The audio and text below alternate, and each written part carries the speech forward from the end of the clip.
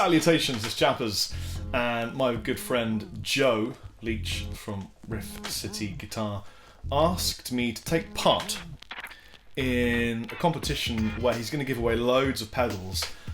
Could be thousands of dollars worth of pedals he's giving away.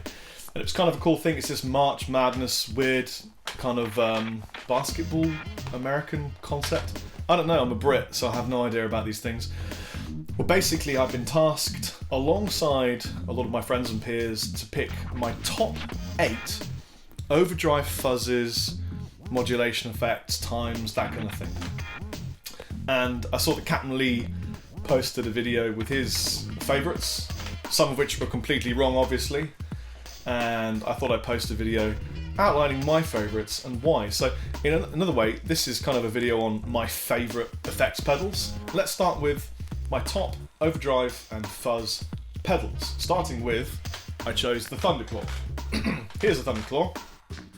Captain Lee inserted some kind of cheap, affordable graphic to the side of him. I actually have a real pedal here. So here's the Thunderclaw, and I really like it. Actually, I use it in a bit of a different way to I think its intended purpose. I back it right off and use it for a crunchy, fuzzy riff sound. And I find that when you buy a Thunderclaw, you write a riff. It's a riff pedal. It's a musical device. A lot of pedals I buy and I just want to shred through them and I want to play with them. But with the Thunderclaw, I was writing riffs and bits of music. And that's what I like about the Mr. Black's effects, Thunderclaw. Next, the TC Electronics Spark. Can't really remember a time when I didn't use this pedal. I think it's really an all-round great booster, but it's more than a booster. It's because, I mean, there is a boost section in this. It's really a drive pedal, but you can drive kind of fat, clean, mid. It's got level gain, bass, treble. It's simple, but it's really effective. And I've always liked using my Spark. Next is the Mythos Mjolnir. Now, this is on my pedal board underneath my laptop and a bunch of guitars. So I'm just not going to get it out, alright? I'm sorry. But it's probably one of the nicest overdrive pedals I have ever used, and it's been on my effects pedal board since the day I got it. Thank you to the guy that gave it to me. It's brilliant. Check him out. And it's I think that the Mjolnir will be one of the top pedals, or at least Mythos will be one of the top effects pedal brands of 2017. Look out for them. Next, I chose the JHS Andy Timmons. I don't own one. I really should own one. I use one pretty much every time I go to Andertons and do the 2 days of review videos with my buddy Lee. It's a great pedal. I know that Lee also chose that. And I think he's absolutely correct in having done so. Andy Timmons obviously is a master of tone. JHS did really well in that collaboration. Well done. Next, the Full Tone OCD. It's just a classic pedal. Must have used it 1,000 times, again mostly with the Andertons reviews on a simple board. There's nothing more to say about the Full Tone OCD other than if you haven't got one or you've not tried one, you probably really need to. Strymon Riverside is, in my opinion, one of the best drive-overdrive, drivey-drive, fuzzy-drive pedals you could probably put your fingers on and then stamp on with your feet. It took me by a big surprise. I thought it was going to be convoluted and confusing, and actually it was just beautifully natural sounding and it had some great tones. I kind of want one. Actually, Strymon just make great pedals. Well done, Strymon. Maxon are a brand to look out for, and the Maxon OD9 is kind of like a Tube Screamer clone, and I own a Tube Screamer, but you'll notice it's not in this list I've made. I prefer the really old Tube Screamers, older even than when I started playing the guitar.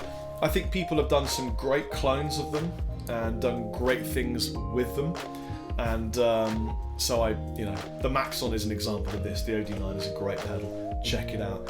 And my last overdrive / distortion / fuzz pedal is the one pedal that everybody needs to have. If you haven't got it, go and buy one if you want to. It's the Golden Plexi. It's very, very affordable, very, very good. It's one sound really. I mean, it has a gain knob, but it doesn't really have a gain knob. It's on gain or off gain, and that's about it. The tone knob works really well, the volume works really well. Gain knob is just kind of it's fiction. But it's great. Check one out. Moving swiftly on to modulations, kind of choruses, flanges, that kind of thing. Now, most of these pedals I'm going to mention are on my board, and I'm not going to get them out. Let's start with the Jim Dunlop Crybaby Mini Wah. It's the best wah pedal. I'm sorry if you have the big one, or if you have any other wah pedal. The Mini Wah is the best wah pedal as far as I'm concerned. So far that I've tried. I have tried many.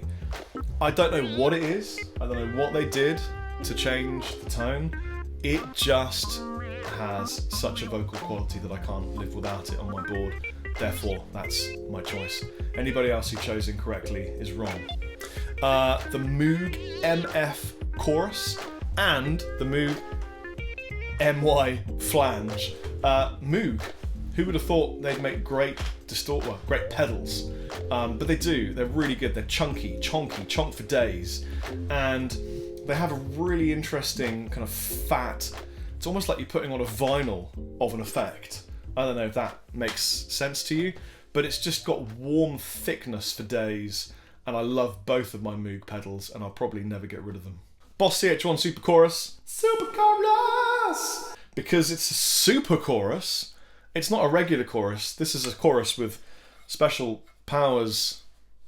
It's a chorus pedal and it's blue. It's got so little of the chorus effect that you crank it all the way up and then you go, oh yeah, now it's hit the sweet spot. It's a really subtle effect in relation to most of today's chorus pedals. I love it. It's from Boss.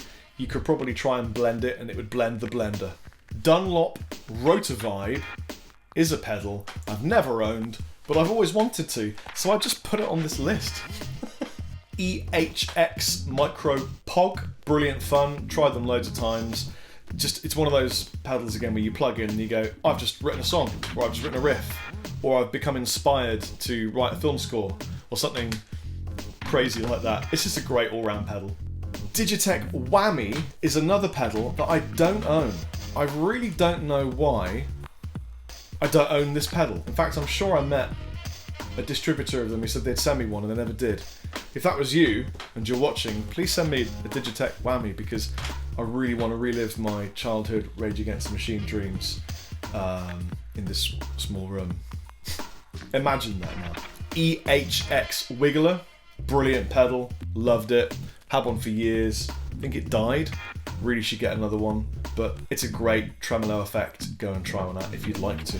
Now it's time for the time effects, like delays and reverbs, that kind of thing. So obviously I've got things like the TC Electronic Hall of Fame. I used the Hall of Fame for years and years and years and years and years and years. It's really, really good. It's right up there in my top 8 reverb and delays. It is not my favourite reverb, but it's right up there. Next is the Boss FRV163 Fender Reverb, which I also think is a surprisingly good reverb pedal. And I think it was a really good collaboration of Fender and Boss. It just sounds like the spring tank on a Fender. Always loved it. The New Neighbour Immerse Reverberator is my favourite reverby delay type pedal. It's simple, does exactly what it says on its box. You can tweak it a million ways to Sunday. It's more fun than a donut with hot fudge sauce. You should definitely try one. In fact, try everything from Nebo.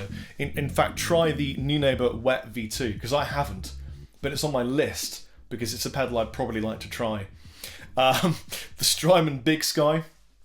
I haven't got one, but whenever I hear Rabea playing his Big Sky, I think, I'm not sure the Sky could be much bigger than it currently is. It just sounds immense. Again, it's a writing pedal as far as I'm concerned. As is the Timeline, which is also on my list. If you're lucky enough to Timeline and Big Sky, then you're in some kind of heavenly place. Digitech Polara took me by surprise as a kind of semi-affordable timing reverb delay kind of pedal, backwards reverbs and forwards reverbs and everything. It just does a lot of what you'd want a reverb pedal to do. it was a one-stop shop. And lastly, the classic, good old TC Electronic Flashback. I think I have 3 of them. Don't know really why. In fact, I had 4 and I gave one to Dave. I gave him a massive one. Great pedal. Try it. Lots of settings. A couple of little bits of secret sauce in the Flashback that I really enjoy. Check one out. Wait, I actually had some of those pedals to hand, so I'm just going to hold them up to show you. This is the Polara. It's a really, really good pedal. You should definitely try one out.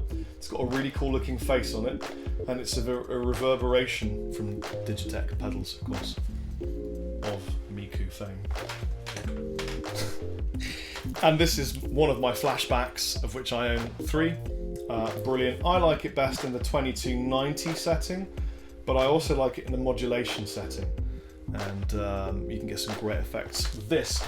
Moving along swiftly to utility. So this is loopers, tuners, noise gates, compressors, EQs, volume boosts. Most of these are on my board. The first one is the MXR MC401 Boost. I cannot recall a single gig I have ever played without an MXR MC401 Boost. It is the boost. There are other boosts, and they look at the MXR MC401 in reveration and quiet solitude, and they contemplate themselves and feel unworthy in its presence. It is the holy black monolith of louder. It's the one button, one-stop shop to aural joy. It will completely sort you out in a gig. Whack it in the loop, you're 2 times the size. When you step on its button, everyone cries. MXR MC401 Boost. You need one right now. Do this for days. It's a great pedal. It never let me down. It's got more boost than I've ever needed, and it doesn't stop. It's got this really good LED and 1 knob. What more do you need in a boost? Really? What more do you need in a boost? Actually, I have a design for a boost pedal that I'd like to make at some point that might involve elements of designs that might be better than that, but one day that'll happen if I find a company that wants to work with me. Ching! EHX silencer. I've never owned one. I've never tried one, but I want one. That tells you a lot about it. TC Electronic Ditto Looper. I have one, they're brilliant, really simple. First saw Guthrie Govan using it and thought, why, oh why, do I not own this pedal? It's a simple situation. You step on it, it records you. Step on it again, it stops and plays it back to you. That's a great thing, unless what you played is rubbish, which in my case normally is. So yeah, very useful tool for teaching, I discovered, and really useful for when you start targeting notes and playing chord changes and things, which I've just entered into the realm of. So I recommend that it's a good thing to try. Boss RC3 Looper. Tried one twice, really liked it. Quite complex, a lot involved, but you could probably build a car from it and then drive it to the moon. And I think it's pretty because it's red. Boss TU3 tuner is the only tuner. There are no other tuners in my world apart from this tuner and occasionally the tuner in Das Kemper. But the tuner in the TU3 is so good that even if I'm slightly out of tune, I just feel reassured that I'm more in tune because I'm using the TU3. I'm sorry, I'm sleep deprived and I don't care. It's a great pedal. I don't know how old this one is, probably older than me. When I'm dead and the earth has dissolved into a mush, this will be floating in space like this. Tuning space. Space will be a better frequency because the TU3 is in it. MXR Dynacomp. Brilliant pedal. MXR make great pedals. I love MXR. Great guys. Great pedals. Dynacomp. It's a compressor. Try one out. As is the micro amp. Not that it's a compressor, but it's a micro amp. It's a kind of boosty type pedal. I've always wanted one. I first tried a micro amp when I went to Chandler Guitars in Kew, which was my heaven as a child. All the staff there were amazing. Charlie was brilliant. There was a little lift. They would lower the amps down and they would let you play things, even if you were an 18-year-old scrote with not a penny to rub together. And I loved that store. And lastly, the Kili Katana. Mostly because I like saying Kili Katana. It's great sounding and really reliable. Kili, obviously, what brand. And that is my list of pedals that I have voted for to be the top 8 for each of those sections. I highly recommend you check them out. There are some pedals I haven't noticed, or haven't mentioned, sorry, in that list. I have them with me here. They're not on the list, but I'm going to show you. The Proctavia by Voodoo Labs. Now, I love this pedal, and I only got this because Joe Satriani uses it. Joe, if you ever watch my videos, I love you, man. ESD, the Zoo Drive. I have 2 of these because they keep sending them to me. And it worked. Because when they sent me the first one, I went, it does all this stuff and I don't know what any of it's doing. And then I kind of just left it on a shelf, and eventually it had so much dust that I didn't recognise it, and I picked it up and dusted it and tried it again. And then it sent me another one, and then eventually I learned that there are 4 or 5 settings that sound immense, and I've used them many times. I think that the issue was that they name things raw, growl, hiss and bite, and you kind of know what it means, but come on. Actually, not lastly, but it's kind of last. The Sue Guitars pedal. It's Smashing Pumpkins, it's everything grungy. It's everything you need in a pedal. It's insane. But it didn't quite make it into my list. And I don't know why. I can't think why. And there's one other pedal, and I didn't put it in my list because you can't buy it anymore. And that's the Jimi Hendrix limited edition Fuzz Octave pedal, which is the best pedal in the world, as far as I'm concerned. I've been Rob Chapman, and I apologise for this video. Please check out my friends at Riff City Guitars, and please try these wonderful pedals by these incredible companies, and have yourself a fantastic day. Chappers considerably out.